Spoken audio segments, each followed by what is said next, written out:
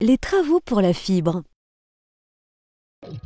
Dauphin Télécom installe la fibre depuis plusieurs années. Après le passage des ouragans Irma puis Maria et la destruction d'une grande partie des réseaux, le déploiement sur Saint-Martin s'est accéléré.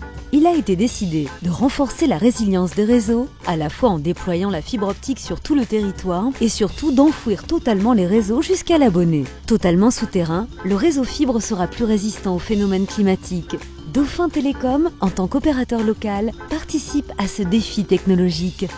Plus fine qu'un cheveu, la fibre optique est un filament conducteur de lumière, fait de verre ou de plastique. Elle offre une possibilité de débit plus important avec des vitesses de connexion plus rapides et plus stables que sur une connexion en cuivre classique. La fibre optique permet des connexions très haut débit, 30 mégabits minimum par seconde. On parle de réseau FTTH pour Fiber to the Home, plan numérique national qui permet à chaque logement ou maison d'être connecté à la fibre optique.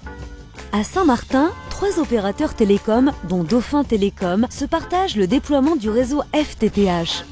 On parle dans ce cas d'opérateurs infrastructure. Ils déroulent des fibres, c'est le déploiement. Ils sont opérateurs d'infrastructure. Ils déroulent la fibre optique du point de départ, le NRO, nœud de raccordement optique, jusqu'au point de mutualisation, PM, situé sur des zones identifiées pouvant recevoir jusqu'à 1000 logements connectés.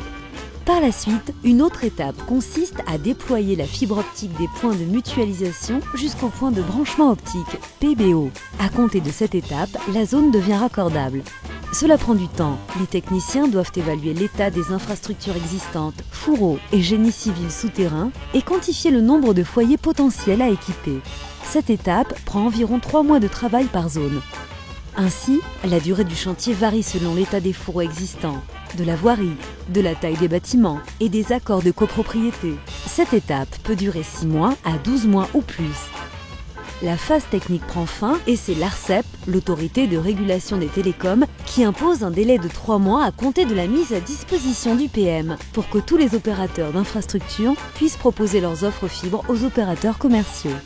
Dans le cadre d'une copropriété, une convention doit être validée en assemblée générale afin de permettre aux opérateurs d'immeubles de déployer la fibre sur la copropriété.